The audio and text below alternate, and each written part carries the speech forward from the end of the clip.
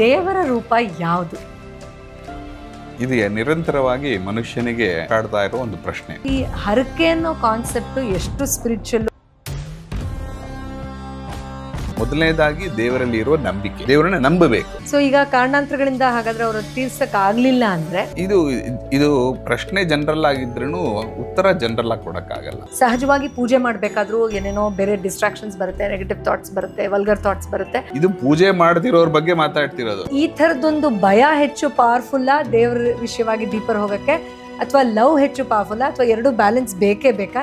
ಇದು ಹೇಗೆ ಅಂತಂದ್ರೆ ಯಾರು ಹೇಳಿದ ಮಾತೇ ಕೇಳೋದಿಲ್ಲ. ಹೇಗೆ ನಮ್ಮ ಸಮಸ್ಯೆಗಳನ್ನೇ ಉಪಯೋಗಿಸ್ಕೊಂಡು ನಾವು ಇನ್ನೂ ಉನ್ನತವಾದ ರೀತಿಯಲ್ಲಿ ಬದುಕಬಹುದು. ಯಾವುದು ನನಗೆ ಈ ತೊಂದರೆ ಮಾಡ್ತಿದೆ ಅನ್ನೋ ತರದೋ ಅದನ್ನ ತುಂಬಾ ಬೇರೂರೋದಕ್ಕೆ ಬಿಡಬಾರದು.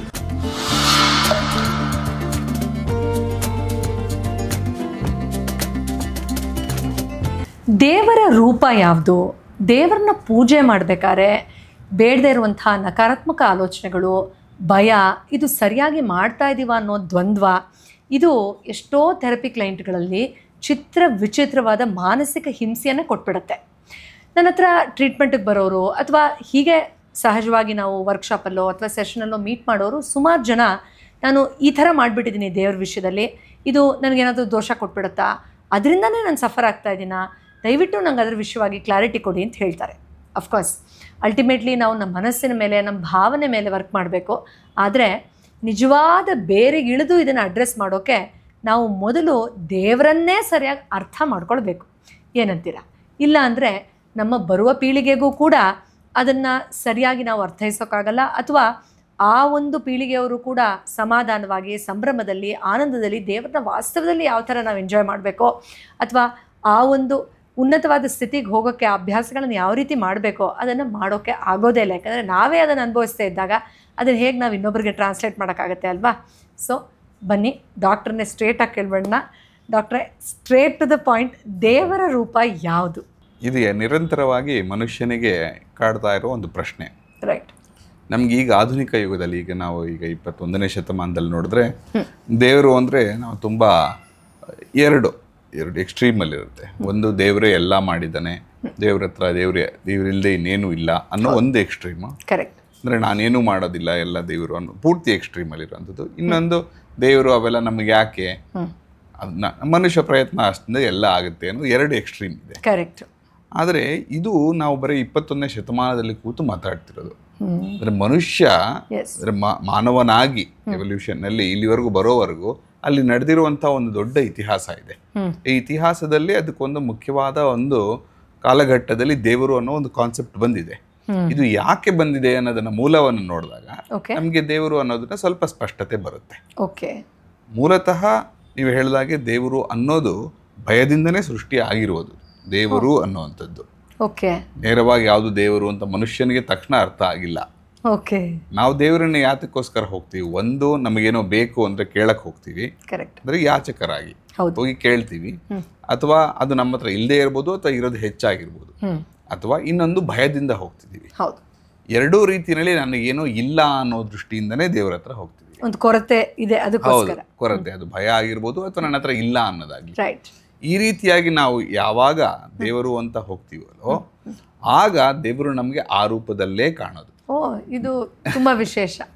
ಯಾವ ಮನಸ್ಥಿತಿಯಲ್ಲಿ ಯಾವ ರೀತಿ ಹೋಗ್ತೀವೋ ಅದೇ ರೂಪದಲ್ಲಿ ಭಗವಂತ ಕಾಣಿಸ್ತಾನೆ. ಖಂಡಿತ 100% ಇದು. ಈಗ ನಾವು ಭಗವದ್ಗೀತೆಯಲ್ಲಿ ಕೃಷ್ಣನು ಹೇಳ್ತಾನೆ, ನೀನು ಯಾವ ರೀತಿ ನನ್ನನ್ನು ಆರಾಧನೆ ಮಾಡಿದ್ರೆ ನಾನು ಆ ರೀತಿನೇ ಬರ್ತೀನಿ, ನೀನು ಏನು ಕೇಳ್ತೀವೋ ಅದನ್ನೇ ಕೊಡ್ತೀನಿ ಅಂತ.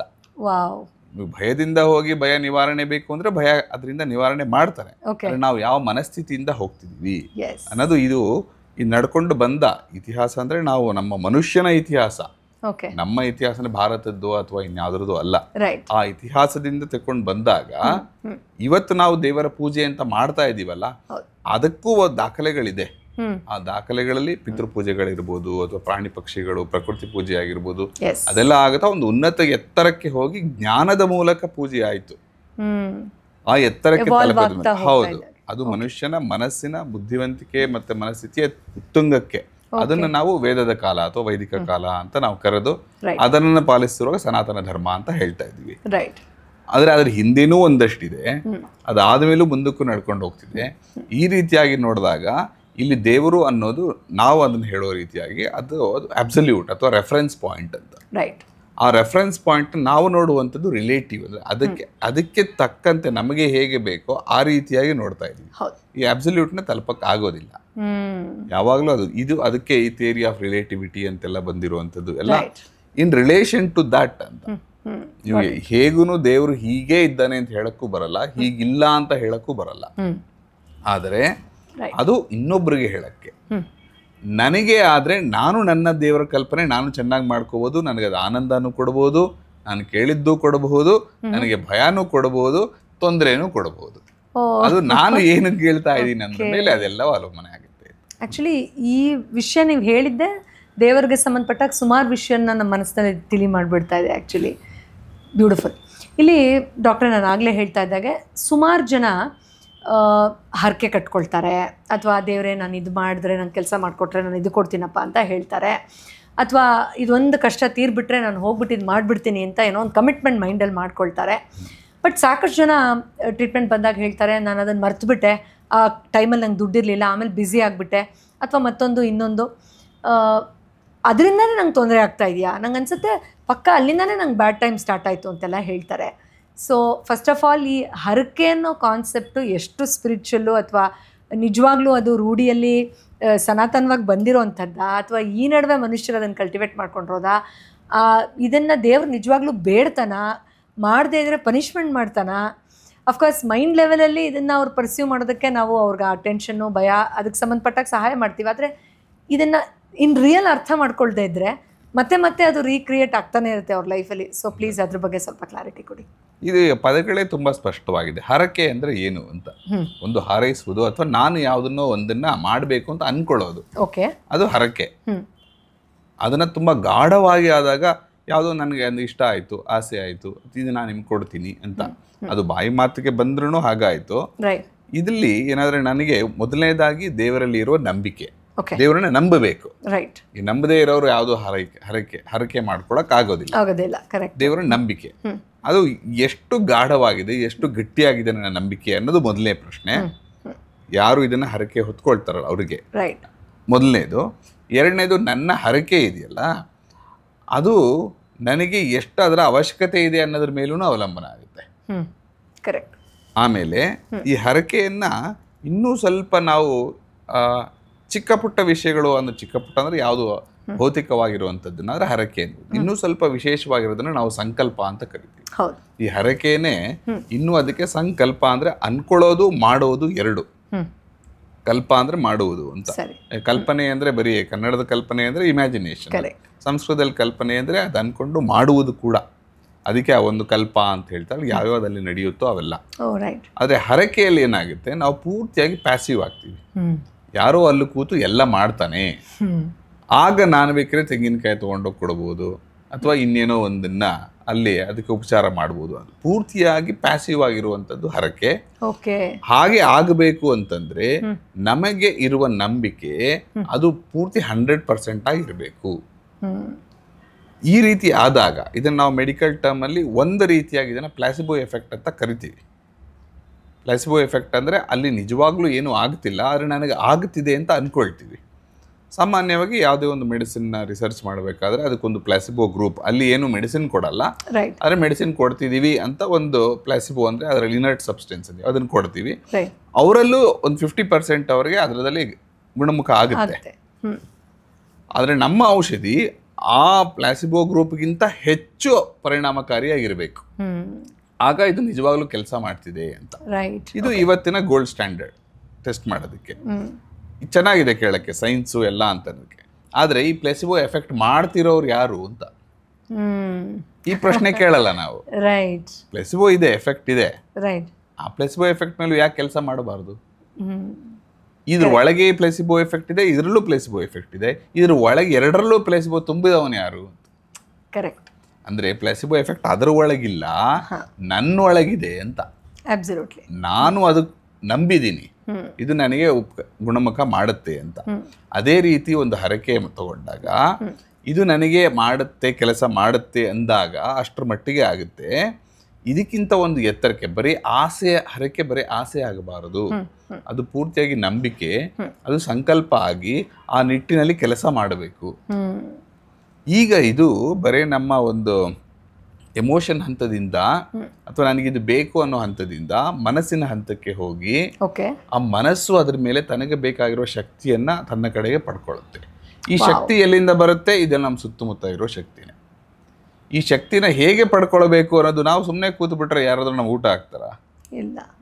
ಸೊ ನಮ್ಮ ಪ್ರಯತ್ನ ಆಗಬೇಕು ಅಥವಾ ಕೇಳಬೇಕು. ಏನಾದ್ರು ನನಗೆ ಹಸಿವಿದೆ ಅಂತ ಕೇಳಿದ್ರೆ ಯಾರು ಊಟ ಹಾಕ್ತಾರೆ, ಅಥವಾ ನಾನೇ ಕೆಲಸ ಮಾಡಬೇಕು. ಇದರಲ್ಲಿ ಯಾವ ರೀತಿ ನಾವು ಅದನ್ನ ಅಪ್ರೋಚ್ ಮಾಡ್ತೀವಿ ಅನ್ನೋದ್ರ ಮೇಲೆ ಈ ಹರಕೆ ಅನ್ನೋದಕ್ಕೆ ಅದು ಒಂದು ಭಾಗ. ಮೂರನೇದಾಗಿ ನೀವು ಕೇಳಿದ ಹಾಗೆ ಹರಕೆಯಿಂದ ಭಯ ಆಗುತ್ತಾ? ಈ ಭಯ ಅನ್ನೋ ಶಬ್ದನೇ ನಂಬಿಕೆಗೆ ವಿರುದ್ಧವಾಗಿದ್ದು. ಎಲ್ಲಿ ನಂಬಿಕೆ ಇಲ್ಲವೋ ಅಲ್ಲೇ ಭಯ ಆಗೋದು. ಭಯ ಬಂತು ಅಂದ್ರೆ ನಂಬಿಕೆ ಕಮ್ಮಿ ಆಯ್ತು, ನಂಬಿಕೆ ಕಮ್ಮಿ ಆಯ್ತು ಅಂದ್ರೆ ಅದ್ರ ಎಫೆಕ್ಟು ಕಮ್ಮಿ ಆಗ್ಬೇಕಲ್ವಾ? ಎಲ್ಲೋ ಒಂದಕ್ಕೊಂದು ಸೇರಿಕೊಂಡಿದೆ.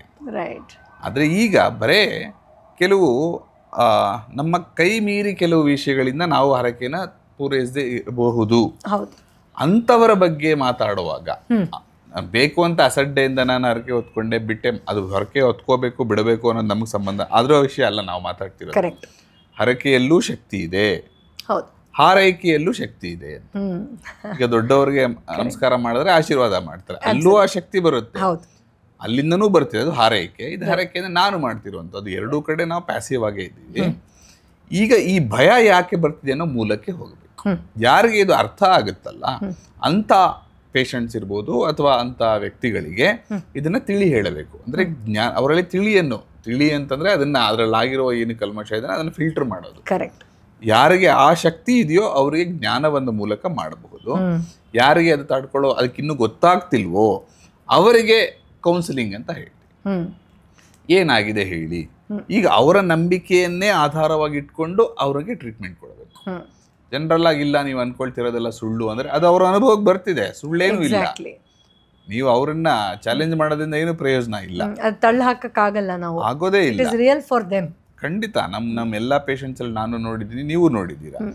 ಅವರಿಗೆ ಆಗ್ತಿರೋ ಅನುಭವ ಅವರ ಮಟ್ಟಿಗೆ ಸತ್ಯ. ಅವ್ರಿಗೆ ಅಲ್ಲಿ ಹಾವು ಇಲ್ಲದೆ ಹೋದ್ರು ಹಾವು ಕಾಣ್ತಿರ್ಬಹುದು, ನಮಗೆ ಗೊತ್ತು. ಅವರು ಅದು ನಂಬ್ತಿದಾರಲ್ಲ, ಅವರ ಮಟ್ಟಿಗೆ ಅದು ಸತ್ಯ.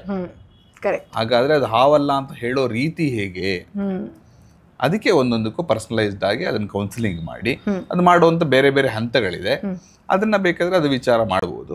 ಆದ್ರೆ ಇಲ್ಲಿ ಭಯದ ಮೂಲವನ್ನು ನೋಡಿದ ತಕ್ಷಣನೇ ಆ ಭಯ ನಂಬಿಕೆ ಕಮ್ಮಿ ಆಗ್ತಿದೆ ಅಂತ ಒಂದು, ಆ ಭಯದಿಂದ ಆಗಬೇಕಾದ ಕೆಲಸನೂ ಅದರ ಎಫೆಕ್ಟ್ ಕಮ್ಮಿ ಆಗ್ತಿದೆ. ಎರಡೂ ರೀತಿಯಲ್ಲಿ ತೊಂದರೆ. ಮುಖ್ಯವಾಗಿ ನಮ್ಮ ಹರಕೆ ಇದ್ದಿದ್ದು ಯಾಕೆ? ಧೈರ್ಯ ಬರಲಿ ಅಂತ. ಯಾವುದು ಬರಬೇಕಾಗಿತ್ತೋ ಅದು ಕಮ್ಮಿ ಆಯ್ತು, ಯಾವುದು ಬರಬಾರದೋ ಅದರ ಹೆಚ್ಚಾಗಿದ್ದರಿಂದ ಪರಿಣಾಮ ಕಮ್ಮಿ ಆಯ್ತು. ಸೊ ಈಗ ಕಾರಣಾಂತರಗಳಿಂದ ಹಾಗಾದ್ರೆ ಅವರು ತೀರ್ಸಕ್ ಆಗ್ಲಿಲ್ಲ ಅಂದ್ರೆ ಅದನ್ನ ನಾವು ಅರ್ಥ ಮಾಡ್ಕೊಳ್ಳೋ ನಿಟ್ಟಿನಲ್ಲಿ ನೀವು ಹೇಳ್ದಾಗೆ ನಮ್ಮ ಆಲೋಚನೆ ಅದ್ರ ಕಡೆ ಏನಿದೆ ಅದನ್ನ ನಾವು ಫಸ್ಟ್ ರೆಕ್ಟಿಫೈ ಮಾಡ್ಕೊಳ್ತಾ ಹೋದ್ರೆ ಆಗ ಈ ಥರದ್ದು ದೇವರೇ ಏನೋ ಸ್ಪೆಸಿಫಿಕ್ ಆಗಿ ನಮ್ಮನ್ನು ಟಾರ್ಗೆಟ್ ಮಾಡಿ ಇದು ಕೊಟ್ಟಿಲ್ಲ ಅಂತ ಪನಿಷ್ ಮಾಡ್ತಾನೆ ಅನ್ನೋ ಆ ಐಡಿಯಾನೇ ತಾನಾಗೆ ಬಿಟ್ಟು ಹೊಟ್ಟೋಗುತ್ತೆ. ಸೊ ಅದರಲ್ಲೇ ಅದು ಕಾಂಪನ್ಸೇಟ್ ಮಾಡ್ಕೋಬಹುದಾ, ಅಥವಾ ಈ ವಿಚಾರಗಳಿಗೆ ಮನಸ್ಸು ತಿಳಿ ಮಾಡ್ಕೊಂಡ್ಮೇಲೆ ಮತ್ತೆ ಹೋಗಿ ಅವ್ರನ್ನ ಅದನ್ನ ತೀರಿಸಲೇಬೇಕಾ? ನಿಮ್ಮ ಒಂದು ಪರ್ಸನಲ್ ಒಪಿನಿಯನ್ ಏನು? ಇದು ಪ್ರಶ್ನೆ ಜನರಲ್ ಆಗಿದ್ರೂ ಉತ್ತರ ಜನರಲ್ ಆಗಿ ಕೊಡಕ್ಕಾಗಲ್ಲ. ಈಗ ನಾವು ಅದಕ್ಕೆ ಬೇರೆ ಬೇರೆ ಕ್ಯಾಟಗರಿ ಜನಗಳನ್ನ ಮಾಡ್ಕೋಬೇಕು. ಇದು ಜನರಲ್ ಆಗಿ ಉತ್ತರ ಕೊಟ್ರೆ ನಾವು ಉತ್ತರ ಕೊಟ್ಟಿದ ತಕ್ಷಣ ಆ ಕಡೆಯಿಂದ ರೆಸ್ಪಾನ್ಸ್ ಏನ್ ಬರುತ್ತೆ? ಇಲ್ಲ, ಹರಕೆ ಹೊತ್ಕೋಬೇಕು ಅಂತ ಹೇಳ್ತಿದ್ದಾರೆ ಅಂತ ಬರುತ್ತೆ. ಅಥವಾ ಹರಕೆ ತೀರಿಸ್ಲಿಲ್ಲ ಅಂದ್ರೆ ಅದು ಶಾಪ ಆಗುತ್ತೆ ಅಂತ ಹೇಳ್ತಿದ್ದಾರೆ ಅಂತ. ಆ ದೃಷ್ಟಿಯಿಂದ ಹೇಳ್ತಿಲ್ಲ. ಪ್ರತಿಯೊಬ್ಬ ಮನುಷ್ಯನು ಅವನು ಯುನೀಕ್ ಅಂತ, ಅವನ ರೀತಿಯಲ್ಲೇ ಬದುಕ್ತಿರ್ತಾನೆ. ಈಗ ನಾವು ಒಂದು ಕ್ಯಾಟಗರಿ ಜನ, ಯಾರಿಗೆ ದೇವರಲ್ಲಿ ನಂಬಿಕೆ ಇದೆ, ಹರಕೆಯಲ್ಲಿ ನಂಬಿಕೆ ಇದೆ, ಹರಕೆ ಪೂರೈಸಬೇಕು ಅಂತಿದ್ದಾನೆ, ಅವನ ವಿಷಯವಾಗಿ ಮಾತಾಡಿದಾಗ ಒಂದು ಉತ್ತರ ಇರುತ್ತೆ. ಯಾರು ನಾನು ದೇವರನ್ನ ನಂಬಲ್ಲ, ಅದು ಇಲ್ಲ ಅಂತ ಹೇಳಲ್ಲ, ಆದ್ರೂ ಹರಕೆ ಬಗ್ಗೆ ನನಗೆ ನಂಬಿಕೆ ಇಲ್ಲ, ಸುಮ್ನೆ ಒಂದು ಟೆಸ್ಟ್ ಮಾಡೋಣ, ಆದ್ರೆ ಆಗ್ಲಿ, ಏನೀಗ ಕಳ್ಕೊಳಕ್ ಏನಿದೆ ಅನ್ನೋದಿರುತ್ತೆ. ಅದೊಂದು ಕ್ಯಾಟಗರಿ. ಆ ವಿಷಯ ನಾವು ಯಾವತ್ತೂ ಮುಟ್ಟಕ್ಕಾಗಲ್ಲ. ಇನ್ನೊಂದು ದೇವರು ಇಲ್ಲ, ಹರಕೆನೂ ಇಲ್ಲ ಅಂತ ಇರ್ತಾರೆ, ಅದು ಇನ್ನೊಂದು ಕ್ಯಾಟಗರಿ. ಅವ್ರಿಗೆ ಇದು ಯಾವುದು ಅಪ್ಲಿಕಬಲ್ ಇಲ್ಲ. ನಾವೀಗ ಮೊದಲನೇ ಕ್ಯಾಟಗರಿ ಬಗ್ಗೆ ಮಾತಾಡ್ತಿರೋದು. ಇದು ನಮಗೆ ಸ್ಪಷ್ಟ ಆಗ್ಲಿಲ್ಲ ಅಂತಂದ್ರೆ ಎಲ್ಲ ತಗೊಂಡು ತಿರುಗಿಸಿ ಮುರುಸಿ ಮಾಡಿ ಅದನ್ನ ಏನು ಪ್ರಯೋಜನ ಇಲ್ದಂಗೆ ಆಗುತ್ತೆ, ಏನೂ ಆಗೋದಿಲ್ಲ. ಈಗ ಯಾರಿಗೆ ದೇವರ ಮೇಲೆ ನಂಬಿಕೆ ಇದೆ ಅವರು ಹರಕೆಯನ್ನು ಪೂರೈಸಕ್ಕಾಗಲಿಲ್ಲ ಅಂದರೆ ಆಗ ಅವರು ಮೊದಲನೇ ವಿಚಾರ ದೇವರ ಮೊರೆಗೆ ಹೋಗಬೇಕು, ದೇವರ ಹತ್ರನೇ ಹೋಗ್ಬೇಕು. ಯಾಕಪ್ಪ ನೀನು ಮಾಡಿಸ್ಲಿಲ್ಲ? ಯಾಕೆ ಹರಕೆಯನ್ನು ಅದು ಮಾಡುವಂತ ನಮ್ಮಲ್ಲಿ ಆಸೆ ತುಂಬಿಸಿದವನು ನೀನೆ, ಕರೆಕ್ಟ್, ಅದನ್ನ ಕೊಡೋನು ನೀನೆ.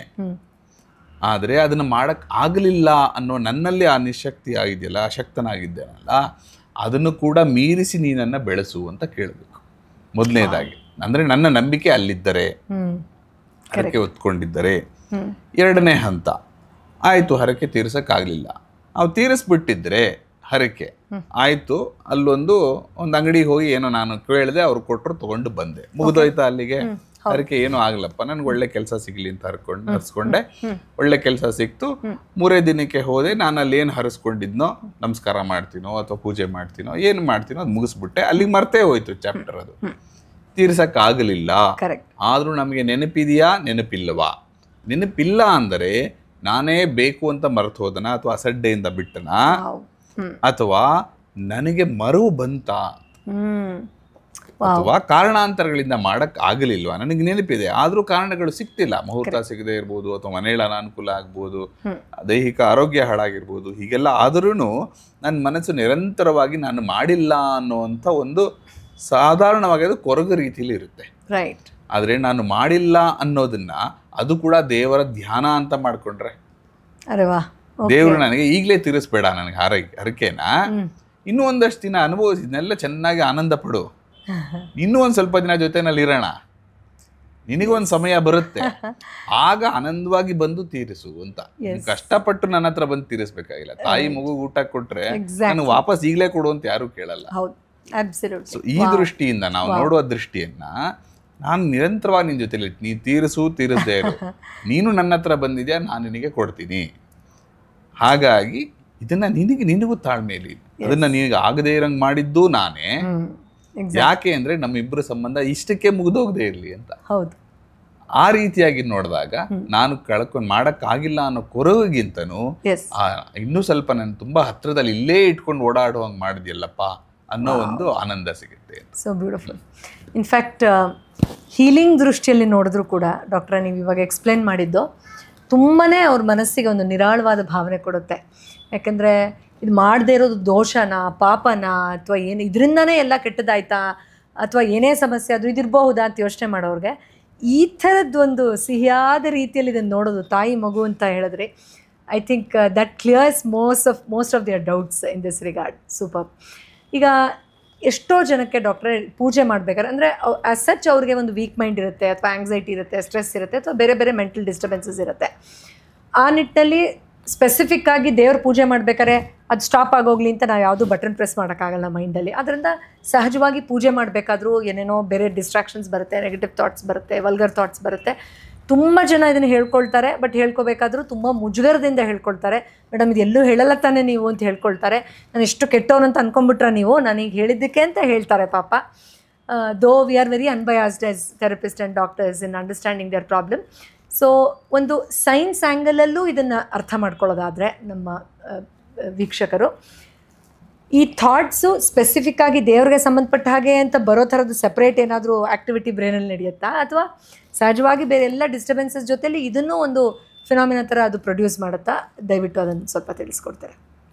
ಇದು ಯಾವುದೇ ನಾವು ಸಾಧನಾ ಮಾರ್ಗದಲ್ಲಿ ಹೊರಟಾಗ ಇದು ಬರೀ ಪೂಜೆ ಮಾಡಿ ಅಥವಾ ನಾನು ಯಾವುದೋ ಒಂದು ಒಳ್ಳೆ ಆಲೋಚನೆಗೆ ಅನ್ನೋದಕ್ಕೆ ಅದಕ್ಕೆ ಮಾತ್ರ ಅಲ್ಲ. ಓಕೆ, ಈಗ ನಾವು ನನ್ನ ಬಾಡಿ ಚೆನ್ನಾಗಿ ಬಿಲ್ಡ್ ಮಾಡಿ, ಬೈಸೆಪ್ಸ್ ಬಿಲ್ಡ್ ಮಾಡಬೇಕು, ಫುಲ್ ಫಿಟ್ ಆಗಿರ್ಬೇಕು ಅಂತ ಜಿಮ್ಗೆ ಹೋಗಿ ಶುರು ಮಾಡ್ತೀವಿ. ಮೊದಲನೇ 2ನೇ ದಿನ ಏನಾಗುತ್ತೆ, ಬಾಡಿ ತುಂಬಾ ಸ್ಟಿಫ್ ಆಗುತ್ತೆ, ಮೈಕೈ ನೋವು ಬರುತ್ತೆ. ಅಂದ್ರೆ ಶುರು ಮಾಡಿದ ತಕ್ಷಣ ದೇಹ ಇನ್ನೂ ಅದಕ್ಕೆ ರೆಡಿ ಆಗಿಲ್ಲ. ಒಳ್ಳೆ ಟ್ರೈನರ್ ಇದ್ರೆ ಅವ್ನು ಹೇಳ್ಕೊಡ್ತಾನೆ, ಗುರು ಸಹಾಯದಲ್ಲಿ ಇದ್ದಾಗ ಅವ್ನು ಹೇಳ್ತಾನೆ ಇದು ಬೇಕಾ ಬೇಡವಾ ಅಂತ. ನಾವಾಗೆ ಹೋಗಿ ಮಾಡಿದ್ರೆ ವೇಟ್ಸ್ ಎತ್ತಿದ್ವಿ, ಇನ್ನೇನೋ ಮಾಡಿದೆ, ಆ ನೋವು ಬಂದಾಗ ಏನ್ ಅನ್ಕೊಳ್ತೀರಾ ನೀವು? ನನಗೆ ಶಕ್ತಿ ಇಲ್ಲ ಅನ್ಕೋತೀರಾ? ನಿಮಗೆ ನಿಜವಾಗ್ಲೂ ಬೇಕಾಗಿದ್ರೆ 3ನೇ ದಿನನೂ ಮಾಡ್ತೀರಾ, 4ನೇ ದಿನನೂ ಮಾಡ್ತೀರಾ. ಆಗ ಏನಾಗುತ್ತೆ, ಬರ್ತಾ ಬರ್ತಾ ದೇಹಕ್ಕೆ ಅದು ಒಗ್ಗಿಕೊಳ್ಳುತ್ತೆ, ಬಾಡಿ ಫ್ಲೆಕ್ಸಿಬಲ್ ಆಗುತ್ತೆ. ಇದೇ ರೀತಿ ಮೈಂಡಲ್ಲೂ ಆಗುತ್ತೆ. ನೀವು ಯಾವುದೇ ಒಂದು ನಿರ್ದಿಷ್ಟವಾದ ದೃಷ್ಟಿಯಿಂದ ಏನಾದರೂ ಕೆಲಸ ಶುರು ಮಾಡಿದ ತಕ್ಷಣ ಅದರಲ್ಲಿರುವಂತ ಒಂದಷ್ಟು ಕಲ್ಮಶಗಳು ಮೊದಲು ಖಾಲಿ ಆಗಬೇಕು. ಆ ಖಾಲಿ ಯಾರ ಮುಂದೆ ಮಾಡ್ಕೋಬೇಕು? ದೇವ್ರ ಮುಂದೆನೆ ಮಾಡ್ಕೋಬೇಕು. ಅಬ್ಸಲ್ಯೂಟ್ಲಿ. ನಾನು ದೇವರ ಮುಂದೆ ನಗ್ನನಾಗದೆ ಅವನು ನನ್ನನ್ನು ಹೇಗೆ ಸ್ವೀಕಾರ ಮಾಡೋಕ್ಕಾಗುತ್ತೆ? ನಾನೆಲ್ಲ ಮುಚ್ಚುಮರೆಯಿಂದ ಹೋಗಕ್ಕಾಗಲ್ಲ. ಹೌದು. ಕೃಷ್ಣನ ಅವತಾರದಲ್ಲಿ ಕೃಷ್ಣ ಗೋಪಿಕಾ ಸ್ತ್ರೀಯರ ವಸ್ತ್ರಾಪಾತ ಮಾಡಿದಾಗ Yes. ಅಲ್ಲೂ ಅದನ್ನೇ ಹೇಳ್ತಾನೆ, ಕೃಷ್ಣ ನೀವು ನನ್ನ ಮುಂದೆ ಬೆತ್ತಲಾಗಿ ಬನ್ನಿ, ಅಂದ್ರೆ ಏನು ಮರೆಮಾಚೋದು ಬೇಡ, ಅವ್ನಿಗೆ ಏನು ಗೊತ್ತಿಲ್ಲ ಅನ್ನೋದಿದೆ, ಹೌದು, ಎಲ್ಲ ಗೊತ್ತಿದೆ, ಆದ್ರೆ ನಾನು ಮರೆಮಾಚುವುದು ಬೇಡ ಅಂತ. ಯಾಕೆಂದ್ರೆ ಅಲ್ಲಿ ನಾನು ಅಡ್ಡ ಬರ್ತಾ ಇದೆ. ವಾವ್. ಈ ಥಾಟ್ಸ್ ಅಲ್ಲ, ಈ ನಾನು ಅನ್ನುವ ಅಹಂ ಅಥವಾ ಈಗೋಯಿಸಮ್ ಅಂತಿದೆಯಲ್ಲ, ಅದು ಅಡ್ಡ ಬರ್ತಿದೆ. ಅದು ಅಡ್ಡ ಬಂದಾಗ ನಾನು ಬೇರೆ ದೇವರು ಬೇರೆ ಅಂತ ಆಗ್ತಿದೆ. ಈಗ ಈ ಥಾಟ್ಸ್ ಬಂದಾಗ ಈ ಥಾಟ್ಸ್ ಬಂದಿದ್ದು ದೇವರಿಂದನೇ, ಅವನಿಂದನೇ ಬಂದಿದ್ದು ಅಂತ ಗೊತ್ತಾಗಬೇಕು. ಯಾರು ಪೂಜೆ ಮಾಡ್ತಿದಾರೋ ಇದು ನಮ್ಗೆ ಯಾವಾಗಲೂ ಸ್ಪಷ್ಟವಾಗಿರ್ಬೇಕು. ಓಕೆ, ಇದು ಪೂಜೆ ಮಾಡ್ತಿರೋರ್ ಬಗ್ಗೆ ಮಾತಾಡ್ತಿರೋದು. Correct, specifically. ಹೌದು, ಆ ಕ್ಯಾಟಗರಿ ಜನ ಯಾರು ಅದನ್ನ ದೇವರ ಪೂಜೆಯನ್ನು ಮಾಡ್ತಾರೆ, ಅದು ಆ ಪೂಜೆ ಮಾಡುವ ಉದ್ದೇಶ, ಬಾಹ್ಯದಲ್ಲಿ ಪೂಜೆ ಮಾಡೋ ಉದ್ದೇಶನೇ ಇದು. ಒಂದೇ ಸರಿ ನಾನು ಕೂತು ಧ್ಯಾನಕ್ಕೆ ಹೋಗಕ್ಕಾಗಲ್ಲ, ಹೊರಗಿನ ಸಲಕರಣೆಗಳು ಬೇಕು. ಅದರಲ್ಲಿ ಬೇಕಾಗಿರೋ ಹೂವು, ಹಣ್ಣು, ಧೂಪ, ದೀಪ ಎಲ್ಲ ಇರುತ್ತೆ. ಅದ್ರ ಜೊತೆಗೆ ಒಂದು ದೇವರ ಪ್ರತೀಕನೂ ಇರುತ್ತೆ. ದೇವರ ಮೂರ್ತಿ ಇರ್ಬೋದು, ಫೋಟೋ ಇರ್ಬೋದು, ಒಂದು ಸಿಂಬಲ್ ಇರ್ಬೋದು, ಏನೇ. ಇವೆಲ್ಲ ಯಾಕೆ ಬೇಕಿದೆ? ಯಾಕಂದ್ರೆ ಇನ್ನೂ ನನಗೆ ಒಳಗೆ ಹೋಗಿ ಇದು ಯಾವುದರ ಒಂದು ಆಧಾರನೂ ಇಲ್ಲದೆ ನಾನು ಒಳಗಿನ ಪೂಜೆ ಮಾಡಬಹುದು ಅನ್ನೋ ಸ್ಥಿತಿ ತಲುಪಿಲ್ಲ. ಕರೆಕ್ಟ್. ಆದ್ದರಿಂದ ಇದು ಬೇಕಾಗಿದೆ. ಒಂದು ಸಾರಿ ಅಲ್ಲಿ ತಲುಪಿದರೆ ಈ ಯೋಗಿಗಳು ಏನ್ ಮಾಡ್ತಾರೆ, ಒಳಗೆ ಹೋಗಿ ನಿರಂತರವಾಗಿ ಧ್ಯಾನದಲ್ಲಿ ಅದರಲ್ಲಿ ಇರ್ತಾರೆ, ಅವ್ರು ಯೋಗದಲ್ಲಿ ಇರ್ತಾರೆ. ಅದು ನಮಗೆ ಮಾಡಕ್ ಆಗೋದಿಲ್ಲ ಅಂದಾಗ ಇವೆಲ್ಲವೂ ಮನುಷ್ಯನೇ ಅದಕ್ಕೆ ನಮ್ಮ ಪಂಚೇಂದ್ರಿಯಗಳಿಗೆ ಅದು ಆಹಾರ ಕೊಟ್ಟಾಗೆ ಅಲ್ಲಿ ಅಲಂಕಾರ ತುಂಬಾ ಚೆನ್ನಾಗಿ ಮಾಡುವಂಥದ್ದು, ಆ ನಾದ ತುಂಬಾ ಚೆನ್ನಾಗಿ ಕೇಳುವಂಥದ್ದು, ಆ ಗಂಧ ಚೆನ್ನಾಗಿ ಧೂಪ ಇರ್ಬೋದು, ಗಂಧ ಹಾಕೋದಿರ್ಬೋದು, ಅದಿರಬಹುದು, ಅಥವಾ ಅದು ಸ್ಪರ್ಶ ಇರ್ಬೋದು, ಹೂವಿನ ಸ್ಪರ್ಶ ತಗೊಂಡು ಅಲ್ಲಿ ಹಾಕೋದು, ಹೂವಿನ ಹಾಗೆ ಇರುವಂಥ ಮನಸ್ಸನ್ನು ದೇವರ ಪಾದಕ್ಕೆ ಅರ್ಪಿಸ್ತಿದೆ ಇರಬಹುದು, ಅಥವಾ ನಾವು ಆಮೇಲೆ ಪ್ರಸಾದ ತಗೊಳ್ಳೋದು, ತೀರ್ಥ ಅಥವಾ ಪ್ರಸಾದ ತಗೊಳ್ಳೋದು. ಇವೆಲ್ಲವೂ ನಮ್ಮ ಪಂಚೇಂದ್ರಿಯಗಳಿಗೆ ಈ ದೇವರ ಆ ಆನಂದ ಸ್ವರೂಪವನ್ನು ನಾವು ಇದ್ರ ಮೂಲಕ ಸ್ವೀಕಾರ ಮಾಡ್ತಾ ಇದ್ದೀವಿ. ಬಾಯಿನ ಮೂಲಕ ಕಡೆಗೆ ಪೂಜೆ ಆದಮೇಲೆ ಕಣ್ಣು, ಕಿವಿ, ಮೂಗು, ಸ್ಪರ್ಶದಿಂದ ಎಲ್ಲ ಅದು ಕೂಡ ಊಟನೇ ಅಲ್ವಾ? ಅದು ಆಹಾರ. ಭೋಜನ ಅಂದ್ರೆ ಆನಂದ ಅಂತ. ಕಡೆಗೆ ಭೋಜನ ಅಂದ್ರೆ ಊಟನೂ ಒಂದು, ಅದು ಆನಂದ ಕೊಡೋದ್ರಿಂದ ಅದು ಕೂಡ ಭೋಜನ. ಭಜನೆ ಅಂದ್ರು ಅದೇನೆ. ಹಾಗಾಗಿ ಇವೆಲ್ಲವೂ ಆಧಾರವಾಗಿರ್ಬೇಕು ಅಂತ. ಮತ್ತೆ ವಾಪಸ್ ಇದಕ್ಕೆ ಬರ್ತಾ, ಯಾವುದೇ ಪ್ರಯತ್ನ ನೀವು ಶುರು ಮಾಡಿದ ತಕ್ಷಣ ಮನಸ್ಸಿಗೆ ಈಗ ಏನಾಗುತ್ತೆ, ಬೇರೆಲ್ಲ ಆಲೋಚನೆಗಳು ಬರುತ್ತಿದೆ ಅಂದ್ರೆ ಮೊದಲನೇ ಹಂತನೇ ಏನು ಅಂದ್ರೆ ಇದು ಇರೋದನ್ನ ಖಾಲಿ ಮಾಡಬೇಕು ಅಂತ, ತೆಗಿಯಬೇಕು ಅಂತ ಗೊತ್ತಾಗುತ್ತೆ. ಎಷ್ಟೋ ಜನಕ್ಕೆ ಗೊತ್ತೇ ಇರಲ್ವಲ್ಲ ಅದಿದೆ ಅಂತ. ಎಕ್ಸಾಕ್ಟ್ಲಿ. ಅದಿದೆ ಅಂತಾನೆ ಗೊತ್ತಿಲ್ಲ. ಮುಳ್ಳು ಚುಚ್ಚಿದೆ ಗೊತ್ತಿಲ್ಲ ಅಂದ್ರೆ ನೀವು ತೆಗಿಯೋದು ಎಲ್ಲಿಂದ ಬಂತು? ಕಸ ಇದೆ ಅಂತಾನೆ ಗೊತ್ತಿಲ್ಲ ಅಂದ್ರೆ ನಾವು ಓವರ್ ಹೆಡ್ ಟ್ಯಾಂಕ್ ಅಲ್ಲಿ ಕಸ ತುಂಬಿಕೊಂಡಿರುತ್ತೆ, ನಾವು ಟ್ಯಾಪ್ ತೆರೆಸಿದಾಗ ನೀರು ಬರ್ತಾ ಇದೆ, ಸಂತೋಷ ಕುಡಿದಿರ್ತೀವಿ, ಎಲ್ಲ ಕ್ಲೀನ್ ಆಗಿದೆ ಅಂತ. ಯಾವತ್ತು ನಾವು ಹೋಗಿ ಆ ಟ್ಯಾಂಕ್ ಹೋಗಿ ಓಪನ್ ಮಾಡ್ತೀವಲ್ಲ, ಆಗಲ್ ಕೆಳಗಿರೋ ಕಸ ಎಲ್ಲ ಕಾಣುತ್ತೆ. ಅದು ಕ್ಲೀನ್ ಮಾಡಿದಾಗ ಅಲ್ಲಿ ಮಿಕ್ಕಿದ ನೀರೇನಾಗುತ್ತೆ, ಆ ನೀರು ನಾವು ಕುಡಿತಿದ್ವಲ್ಲ ಅದು ಗಲೀಜಾಯ್ತು. ಅದನ್ನ ಖಾಲಿ ಮಾಡಿ ಮೊದಲು ಈ ವಿಷಯಗಳು ಯಾವ ಬರುತ್ತೆ, ವಿಷಯ ಅಂದ್ರೆ ಇಂದ್ರಿಯಗಳಿಗೆ ಗೋಚರವಾಗುವಂಥದ್ದು, ಅದೇ ವಿಷಯ ನಾವು ಸಬ್ಜೆಕ್ಟ್ ಅಂತೀವಲ್ಲ, ಈ ವಿಷಯ ಗೊತ್ತಾದಾಗ ಆ ಟ್ಯಾಂಕ್ ನ ಖಾಲಿ ಮಾಡ್ತೀವಿ, ಪ್ಯೂರಿಫೈ. ಆಯುರ್ವೇದದಲ್ಲಿ ಅದನ್ನ ಆ ಪದ್ಧತಿಯಲ್ಲಿ ಡಿಟಾಕ್ಸಿಫಿಕೇಶನ್ ಅಂತ ಮಾಡ್ತಾರೆ, ಕ್ಲೆನ್ಸಿಂಗ್ ಅಂತ ನಾನ್ ಹೀಲಿಂಗ್ ಅಲ್ಲಿ ಮಾಡ್ತಾರೆ. ಆದ್ರೆ ನಮ್ಮ ಅಲೋಪತಿಯಲ್ಲಿ, ನಾನ್ ಪ್ರಾಕ್ಟೀಸ್ ಮಾಡೋದು ಅಲೋಪತಿ, ಅಲ್ಲಿ ಆ ರೀತಿ ಪದ್ಧತಿ ಇಲ್ಲ. ಯಾಕಂದ್ರೆ ಅಲ್ಲಿ ಫಾಸ್ಟ್ ಫುಡ್ ಇದ್ದಂಗೆ ನೀ ಬೇಕಾದಂಗೆ ಹಾಳಾಗಿರೋ. ಹಾಗಾಗಿ ಇವತ್ತು ಹೆಚ್ಚು ಪ್ರಚಲಿತವಾಗಿದೆ. ಜನಗಳಿಗೆ ಏನಂದ್ರೆ ನನಗೆ ಈ ತೊಂದರೆ ಇದೆ ಅಂತ ಮಾತ್ರೆ ತಗೋ ಅಂತ ಕೆಲಸ ಮಾಡುತ್ತೆ. ಆದ್ರೆ ಅದು ಎಲ್ರಿಗೂ ಗೊತ್ತು ಇದು ಲಾಂಗ್ ಟರ್ಮ್ ಇದು ಎಫೆಕ್ಟ್ ಇಲ್ಲ. ಇದು ಸರಿ ಮಾಡಿದ ಮೇಲೆ ಆಮೇಲೆ ಡಾಕ್ಟರ್ ಕೆಲಸ ಏನು ನೋಡಿ, ಈ ಎಲ್ಲಾ ಕಾರಣಗಳಿಂದ ನೀನು ಮಾಡ್ಕೋತಿದ್ಯಾ, ಇದನ್ನೆಲ್ಲ ನೀನು ಸರಿ ಮಾಡಿಕೊಂಡ್ರೆ ಮುಂದೆ ಇದು ಆ ರೀತಿ ಆಗಲ್ಲ ಅನ್ನೋ ರೀತಿಲಿ ಆಗುತ್ತೆ. ಇದು ಎಲ್ಲ ನಾವು ದೈಹಿಕವಾಗಿ ಆರೋಗ್ಯದಲ್ಲಿ ಅಥವಾ ಎಲ್ಲೇ ನೋಡಿದರೂ ಇದು ಸ್ವಾಭಾವಿಕವಾಗಿ ನಡೆಯುವಂತ ನೈಸರ್ಗಿಕವಾದಂತ ಕ್ರಿಯೆ. ದೇವರ ಪೂಜೆಯಲ್ಲೂ ಹೀಗೆ ಆಗುತ್ತೆ. ಆ ಮನಸ್ಸಿಗೆ ಆದಾಗ ಒಂದು ಮನಸ್ಸನ್ನ ಅಲ್ಲಿ ನಮಗೆ ನೆಟ್ಟು, ಗಿಡ ಹೇಗೆ ನೆಡಬೇಕು ಆ ರೀತಿ ನೆಟ್ಟು ಭದ್ರ ಮಾಡಬೇಕು, ಅದಕ್ಕೆ ಪೋಷಣೆ ಮಾಡಬೇಕು. ಇಲ್ಲಾಂದ್ರೆ ಗಿಡ ಬೆಳೆಯೋದಿಲ್ಲ. ಹೌದು, ತಂದಿದ್ದೀನಿ ಗಿಡ ಅಂದ್ಬಿಟ್ಟು ಇಟ್ಟು ಹೋಗ್ಬಿಟ್ರೆ ಹೆಂಗೆ, ಅದು ಬೇರೆಲ್ಲ ಕಾಣ್ತಿದ್ರೆ ಮಾರನೇ ದಿನಕ್ಕೆ ಒಣಗಿ ಹೋಗುತ್ತೆ. ಈ ಪ್ರಯತ್ನ ಮಾಡುವಂಥದ್ದು ಪ್ರಕೃತಿಯಲ್ಲಿ ಸಹಜವಾದದ್ದು.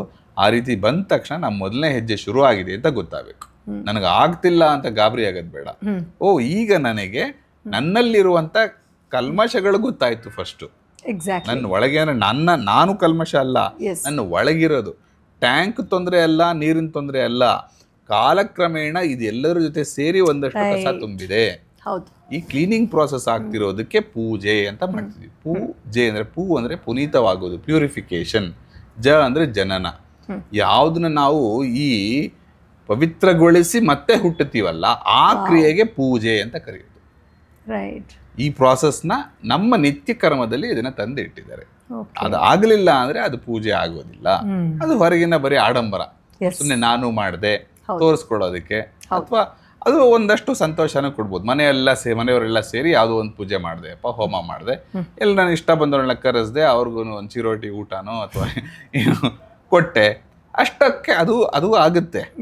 ಆದರೆ ಒಳಗಿನ ನಮ್ಮ ಏನು ನಡೀತಿದೆಯಲ್ಲ, ನಾವು ಯಾವುದು ಆಧ್ಯಾತ್ಮಿಕವಾಗಿ ಅಥವಾ ಅದು ಒಳಗಿನ ಕ್ರಿಯೆಗೆ ಏನು ಬೇಕಾಗಿದೆಯಲ್ಲ, ಆ ದೃಷ್ಟಿಯಿಂದ ನೋಡುವಾಗ ಇವೆಲ್ಲವೂ ತನಗೆ ತಾನೇ ತೆರೆಕೊಳ್ಳುತ್ತೆ. ಒಬ್ಬ ಸಾಧಕನಿಗೆ ಇವು ತಕ್ಷಣ ಆಗಲೇಬೇಕು, ಇದು ನಡೆಯೋ ರೀತಿ ಇದೇನೆ, ಹೀಗೆ ನಡೆದಾಗಲೇನೆ ಅದನ್ನೆಲ್ಲ ಕಸ ಎಲ್ಲ ತೆಗೆದು ದಾರಿ ಮಾಡಿಕೊಂಡು ಮೊದಲು ಪ್ರಯತ್ನ ನಾವು ಮಾಡಬೇಕು. ಆ ಹೆಜ್ಜೆ ಇಟ್ಟ ಮೇಲೆ ಮುಂದಿನದನ್ನ ಅದು ತಾನಾಗೆ ಪ್ರಕೃತಿ ಅಥವಾ ನಾವು ಯಾವ ದೇವರು ಅಂತ ತೋರಿಸ್ಕೊಳ್ತಾ ಹೋಗ್ತಾರೆ. ನಮಗೆ ಅದು ಮಾಡಬೇಕು ಅಂತ ಆಸಕ್ತಿ ಇಲ್ಲ ಅಂದ್ರೆ, ಕರೆಕ್ಟ್, ನಾನೀಗ ಡಾಕ್ಟರ್ ಆಗಬೇಕು, ನಾನು ಇದು ಎಂಟ್ರೆನ್ಸ್ ಎಕ್ಸಾಮ್ ಬರೆಯಲ್ಲ ಅಂದ್ರೆ ಏನ್ ಮಾಡಕ್ಕಾಗತ್ತೆ? ಈ ಪ್ರಯತ್ನ, ಆ ಎಂಟ್ರೆನ್ಸ್ಗೆ ಒಂದು ಎಕ್ಸಾಮಿನೇಷನ್ ಇದು. ರೈಟ್. ಅದನ್ನೇ ಇವತ್ತು ಎಂಟ್ರೆನ್ಸ್ ಎಕ್ಸಾಮಿನೇಷನ್ ಅಂತ ಕರೀತೀವಿ. ಇವೆಲ್ಲ ಆ ಟೆಸ್ಟ್ ಅಲ್ಲಿ. ಇಲ್ಲಿ ಏನು ಅಂದ್ರೆ ಪಾಸು ಫೇಲು ಅಂತ ಏನು ಇಲ್ಲ, ನಿರಂತರ ಪ್ರಯತ್ನ ನಡೀತಾ ಹೋಗ್ತಿರುತ್ತೆ. ಆ ಪ್ರತಿಯೊಂದು ಪ್ರಯತ್ನವೂ ಕೂಡ ನಮಗೆ ಆನಂದವನ್ನು ಕೊಡಬೇಕು. ಇದು ನಮ್ಮ ದೇಶದ ಕೊಡುಗೆ ಯಾವಾಗಲೂ. ಈ ಪ್ರಯತ್ನ ಎಲ್ಲೋ ಕಡೆಗೆ ಹೋದಾಗ ಅಲ್ಲಿ ನಮಗೆ ಆನಂದ ಸಿಗುತ್ತೆ ಅನ್ನೋದಲ್ಲ. ಎಕ್ಸಾಕ್ಟ್ಲಿ. ಈ ಪ್ರಯತ್ನವೇ, ಈ ನಡೆಯುವ ಜರ್ನಿ, ಒಂದೊಂದು ಹೆಜ್ಜೆ ಕೂಡ ನಮಗೆ ಆನಂದವನ್ನು ಕೊಡಬೇಕು. ಇಲ್ಲಿ ಅಂದ್ರೆ ಲಿವ್ ಇನ್ ದ ಮೊಮೆಂಟ್, ಈ ಮೊಮೆಂಟ್ ಅಲ್ಲಿ ಬದುಕುವುದು, ಪ್ರತಿಕ್ಷಣ ಕಾನ್ಶಿಯಸ್ ಲಿವಿಂಗ್. ಅಂದ್ರೆ ಈಗ ನಾವು ಮಾತಾಡ್ತಿದೀವಿ ಅಂದ್ರೆ ಇದರಲ್ಲಿ ನಾವು ಪೂರ್ತಿ ಅದರಲ್ಲಿ ಆನಂದದ, ಜ್ಞಾನದ ಆನಂದವನ್ನ ಪಡಿಬೇಕು. ಕೇಳ್ತಿರೋವ್ರಿಗೆ ಅದು ಪೂರ್ತಿಯಾಗಿ ಅವ್ರಿಗೆ ತಲುಪಬೇಕು. ಒಳಗೆ ನಾವು ತಿನ್ನುವುದು ಪೂರ್ತಿಯಾಗಿ ತಲುಪಬೇಕು, ಕೇಳುವುದು, ನೋಡುವುದು, ಅದು ಕಾನ್ಶಿಯಸ್ ಲಿವಿಂಗ್ ಅಂತ. ಹೀಗೆ ಆದಾಗ ಪ್ರತಿಯೊಂದು ಪರಿಪೂರ್ಣತೆಯನ್ನು ಹೊಂದುತ್ತೆ. ಸೊ ಇದೊಂಥರ ಬ್ಲೆಸ್ಸಿಂಗ್ ಇನ್ ಡಿಸ್ಗೈಸ್ ಅಂತ ಅನ್ಕೋಬಹುದು ಪಾಪ ಯಾರೆಲ್ಲ ಸಫರ್ ಆಗ್ತಾ ಇದ್ದಾರೆ. ಬಿಕಾಸ್ ನೀವು ಹೇಳಿದಾಗೆ ಇದನ್ನು ಅರ್ಥ ಮಾಡ್ಕೊಂಡಾಗ ಅದು ಆ್ಯಕ್ಚುಲಿ ಇಂಟರ್ನ್ ನನಗೆ ಬೆನಿಫಿಟೇ ಮಾಡ್ತಾ ಇದೆ ಅನ್ನೋದನ್ನು ನಾವು ಕ್ಲಾರಿಟಿ ಇಟ್ಕೊಂಡ್ರೆ, ಆ ಎಕ್ಸ್ಪೀರಿಯನ್ಸ್ ತುಂಬ ಹಿಂಸಾಜನಕ ಅಥವಾ ಅಯ್ಯೋ ನಾನೇನೋ ಘೋರ ಪಾಪ ಮಾಡಿಬಿಟ್ಟಿದ್ದೀನಿ ಅದಕ್ಕೆ ಈ ಥರ ಆಗ್ತಾ ಇದೆ ಅನ್ನೋ ಮೈಂಡ್ಸೆಟ್ಟನ್ನು ಬದಿಗಿಟ್ಟು ಅದ್ರ ಮೇಲೆ ವರ್ಕ್ ಮಾಡ್ಬೋದು ನೀವು ಹೇಳಿದಾಗೆ.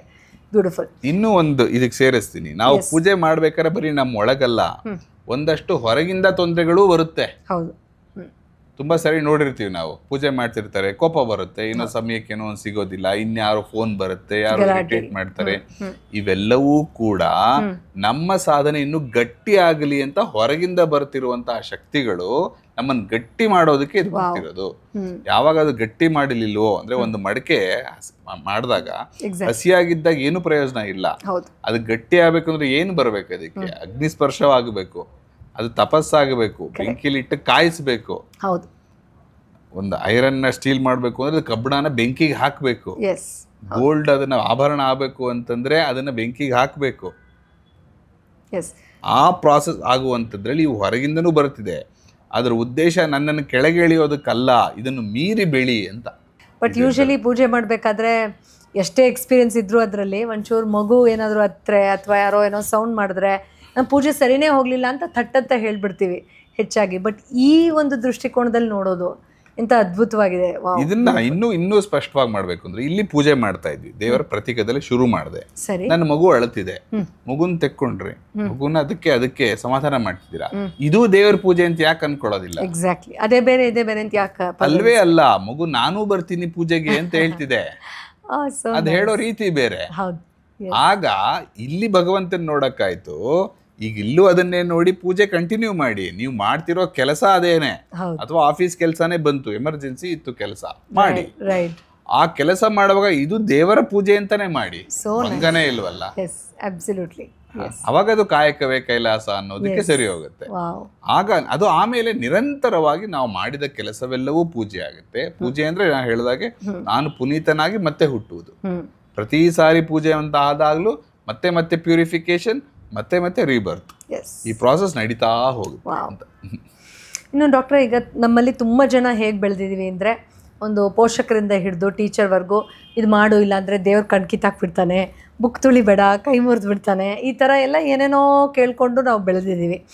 ಅಥವಾ ದೇವ್ರ ಕಡೆ ಕಾಲು ಇಟ್ಕೊಂಡು ಮಲ್ಕೋಬೇಡ, ದೇವ್ರ ಕೋಪ ಮಾಡ್ಕೊಂಡ್ಬಿಡ್ತಾನೆ, ಈ ಥರದ್ದೆಲ್ಲ ಕೇಳ್ಕೊಂಡು ಬೆಳೆದಾಗ ನಮಗೆ ಒಂದು ರೀತಿ ಸಹಜವಾಗಿ ಭಯ ಅಂತೂ ಬಂದೇ ಬರುತ್ತೆ, ದೇವರು ಅಂದರೆ ಭಯ ಅನ್ನೋ ಥರ.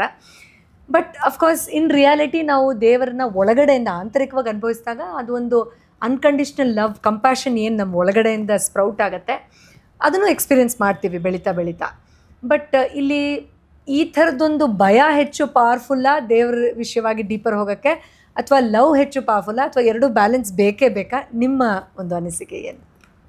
ಇದು ಹೇಗೆ ಅಂತಂದ್ರೆ ಯಾರು ಹೇಳಿದ ಮಾತೇ ಕೇಳೋದಿಲ್ಲ ಅಂತ ಮಕ್ಕಳು ಇರ್ತಾರೆ. ಅದಕ್ಕೆ ಇವು ಯಾವ್ದು ಜನರಲೈಸ್ ಮಾಡಬಾರ್ದು. ಭಯ ಇರ್ಬೇಕಾ, ಭಕ್ತಿ ಇರ್ಬೇಕಾ, ಇದು ಜನರಲ್ ಅಲ್ಲ. ಇದು ವಿಷಯ ಜನರಲ್ ಆದ್ರೂ ಆ ವ್ಯಕ್ತಿಗೆ ಸಂಬಂಧಪಟ್ಟಿದ್ದು, ಆ ಮಗುಗೆ ಸಂಬಂಧಪಟ್ಟಿದ್ದು. ಯಾವ ಮಗು ತುಂಬಾ ಹಠಮಾರಿ ಇರ್ತಾರೆ, ಯಾರ ಮಾತು ಕೇಳಲ್ಲ, ಆಗ ನಾವೇನ್ ಹೇಳ್ತೀವಿ, ಅಪ್ಪ ಬಂದು ಹೊಡಿತಾರೆ ಅಂತ.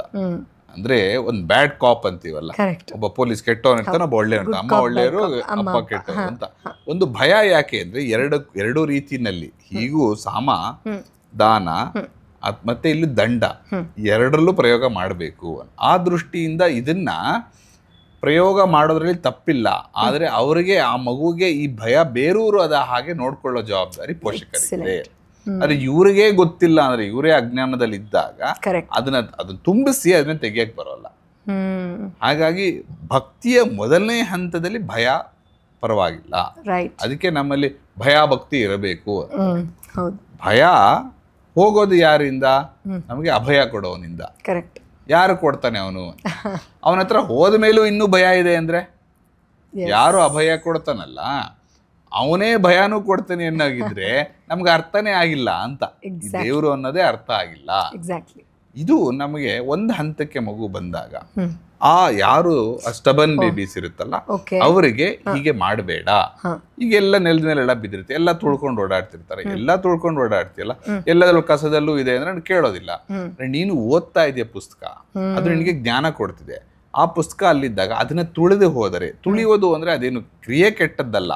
ನಾವು ಯಾವ್ದನ್ನಾದ್ರೂ ಕೈಯಿಂದ ಮುಟ್ಟುವುದಕ್ಕೂ ಕಾಲಿಂದ ಮುಟ್ಟುವುದಕ್ಕೂ ನಮಗೆ ವ್ಯತ್ಯಾಸ ಏನು? ಸಿಂಬಾಲಿಕಲಿ ಕೈಯಿಂದ ಅಂದ್ರೆ ದೊಡ್ಡವ್ರ ಹತ್ರ ಹೋದಾಗ ಹೀಗೆ ಅಂಗಲಾಚಿ ಹೋಗ್ತೀವಿ, ನಮ್ಗಿಂತ ಸ್ವಲ್ಪ ಸಣ್ಣವರು ಅಥವಾ ಪ್ರೀತಿಯಿಂದ ಹೋದಾಗ ತಪ್ಕೊಳಕ್ ಹೋಗ್ತೀವಿ, ಇನ್ನೂ ಸ್ವಲ್ಪ ಕಾಲು ಮುಟ್ತೀವಿ, ಇನ್ ಕೆಲವರು ಬಂದಾಗ ಕಾಲು ತೋರಿಸ್ತೀವಿ. ಇದೆಲ್ಲವೂ ಮನುಷ್ಯ ಸಹಜವಾದದ್ದು. ಅಂದ್ರೆ ಯಾವುದು ನನಗೆ ತಾತ್ಸಾರವಾಗಿದೆಯೋ ಅಥವಾ ನನ್ನ ಮನಸ್ಸಿನಲ್ಲಿ ಅದು ಸರಿ ಇಲ್ಲ ಅಥವಾ ಕೀಳು ಅನ್ಸುತ್ತೋ ಅದನ್ನ ನಾವು ಕಾಲಿನಿಂದ ಮುಟ್ಟೋದು. ಇದು ಆ ಭಾವನೆ ಬರಬಾರ್ದು ನಿನಗೆ ಅಂತ. ಪಾಪ ಗೊತ್ತಿಲ್ಲದೆ ತಾಕಿದ್ರೆ ಏನೂ ಇಲ್ಲ, ಗೊತ್ತಿಲ್ಲದೆ ಹಿಂಗ್ ಹೋಗ್ತಿತ್ತು ಕಾಲಿಗೆ ಪುಸ್ತಕ ತಾಕ್ತೋ ಏನೋ. ನನಗಿದು ಬೇಡ ಅಂತ ಕಾಲಿಂದ ಒದ್ದರೆ, ಅಥವಾ ನಾವು ನಮ್ಮ ಪೇರೆಂಟ್ಸ್ ಫೋಟೋ ಅದು ಬರೋದು, ಅದು ಪೇಪರ್ ಅಲ್ವಾ, ತುಳ್ಕೊಂಡು ಓಡಾಡಿ ಆಗತ್ತಾ? ಇಲ್ಲ. ಯಾಕೆ? ಅದ್ರಲ್ಲಿ ಏನ್ ಸ್ಪೆಷಲ್ ಇದೆ? ಅದು ಕೂಡ ಪೇಪರೇ ಅಲ್ವಾ. ಅಲ್ಲಿ ನಾನು ನಮ್ಮ ತಂದೆ ತಾಯಿನ ನೋಡ್ತಿದ್ದೀನಿ, ಅಥವಾ ನಮ್ಗೆ ಯಾರೋ ಗುರು ಹಿರಿಯರನ್ನು ನೋಡ್ತಾ ಇದ್ದೀನಿ. ಅದೇ ದೃಷ್ಟಿ ಇಲ್ಲಿ ನನಗೆ ಜ್ಞಾನವನ್ನು ಕೊಡುವಂತ ಇರುವಂತ ಶಕ್ತಿ ಇರುವಂತ ಪುಸ್ತಕವನ್ನ, ಅದನ್ನ ನಿನಗೆ ಕೀಳುವಂತ ನೋಡುವಂತ ಪಾದ ಅಂತ. ಅದರಲ್ಲಿ ಅದನ್ನ ಅಸಡ್ಡೆಯಿಂದ ಮಾಡಬೇಡ ಅಂತ. ಹಾಗೆ ನೀವು ಕೈಯಲ್ಲಿ ಕಣ್ಣಿಗೆ ಎತ್ಕೊಂಡು ಬಿಸಾಕಿದ್ರು ಅಷ್ಟೇ, ತಗೊಂಡ್ ತಲೆ ಮೇಲೆ ಇಟ್ಕೊಂಡು ಎದ್ದು ಬಿಸಾಕಿದ್ರೆ, ಅಥವಾ ಓದ್ಲೇ ಇಲ್ಲ ಪುಸ್ತಕ ಅಂದ್ರೂ ಅದು ಇನ್ನೂ ಕೀಳದು. ನೀವು ತುಳಿದು ತೆಗೆದು ಓದಿದ್ರೆ ಇನ್ನು ಅದಕ್ಕಿಂತ ಅದೇ ಹೆಚ್ಚು.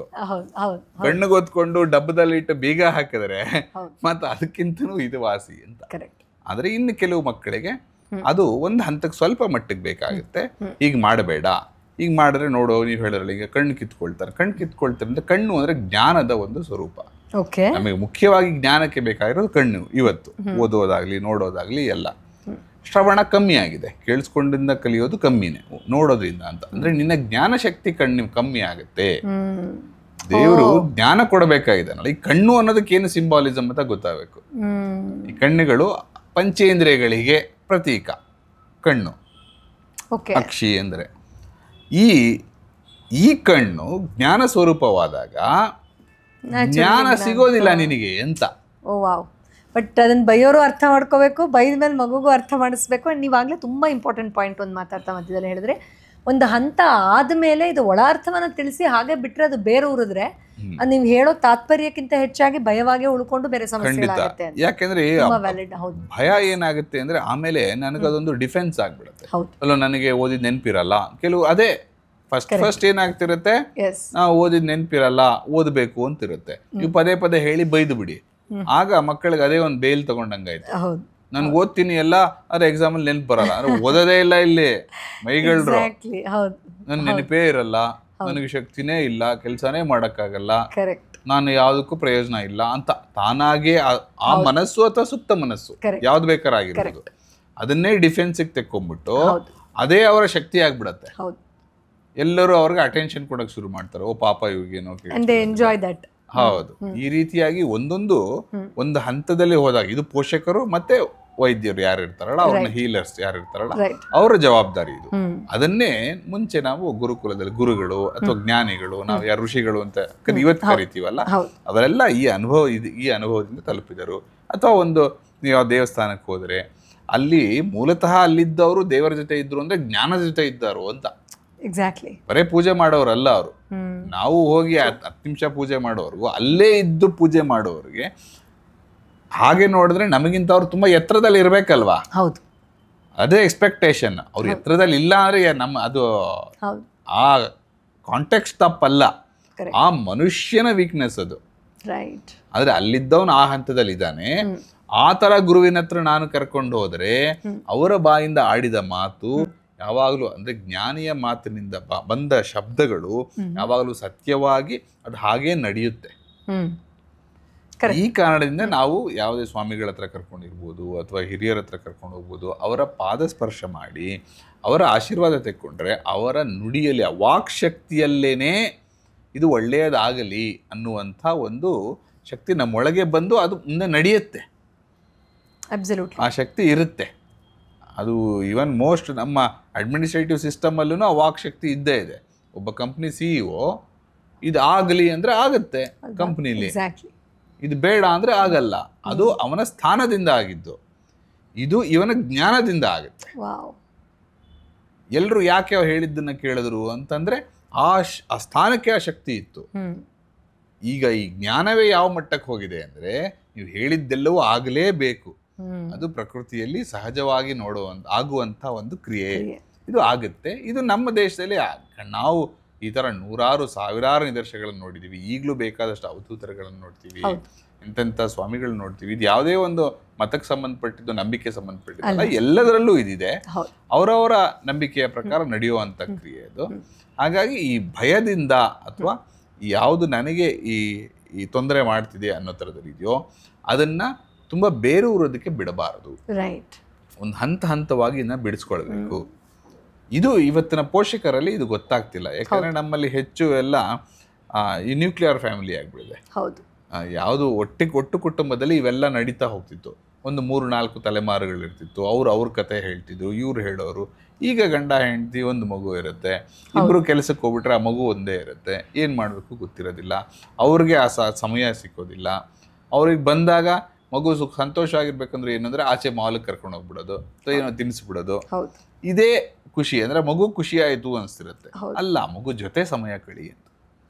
ನೀವು ಹೊರಡಕ್ಕೆ ಎಷ್ಟೇ ಸಮಯ ಆಗೋಗಿದ್ರು 1 ನಿಮಿಷ ಮಗುವನ್ನ ಅಪ್ಕೊಂಡು ಹೋಗಿ ಬರ್ತೀನಿ,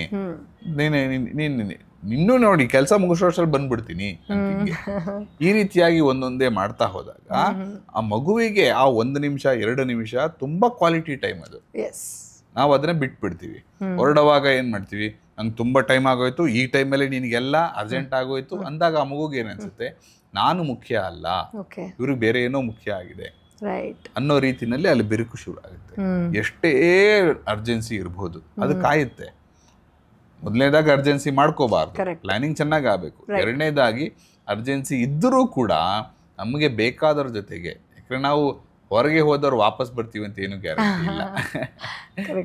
ಆಗ ಅವ್ರಿಗೂ ಅನ್ನಿಸ್ಬಾರ್ದು, ಇಲ್ಲಿ ಹೋದವ್ರು ವಾಪಸ್ ಬರ್ಲಿಲ್ಲ ಅಂದ್ರೂ ಅವ್ರಿಗೂ ಅನ್ನಿಸ್ಬಾರ್ದು, ಕಡೆಗೆ 1 ಸಾರಿ ಆದ್ರೂ ನಾನು ಅಪ್ಕೊಂಡು ಬಂದ್ಬಿಟ್ಟಿದ್ರೆ ಅಂತ. ಇದು ನಿತ್ಯ ಬೆಂಗಳೂರಲ್ಲೇ ನಿತ್ಯ ನಡೆಯುವಂತ ಎಷ್ಟೋ ಆಕ್ಸಿಡೆಂಟ್ಗಳು ನಡೆಯುತ್ತಲ್ಲ, ಆ ಮನ್ಸಲ್ಲಿ 1 ಸಾರಿ ಇದು ಅನ್ನತ್ತೆ. ಕರೆಕ್ಟ್. ಯಾವಾಗ ಇದು ಪೂರ್ತಿಯಾಗಿ ಕ್ಷಣಿಕ ಅಂತ ಗೊತ್ತಾಗುತ್ತಲ್ಲ, ಪ್ರತಿ ಸಾರಿ ನಾನು ಹೊರಡುವಾಗಲೂ ಆ ನಗುಮುಖ ಇರುತ್ತೆ. ಕರೆಕ್ಟ್. ಪ್ರತಿ ಸರಿ ಆ ಜೊತೆನಲ್ಲಿ ಇರ್ತೀವಿ, ಜೊತೆ ಹತ್ತಿರದಲ್ಲಿರಲಿ ದೂರದಲ್ಲಿರಲಿ ನೆನೆಸ್ಕೊಂಡಿರ್ತೀವಿ.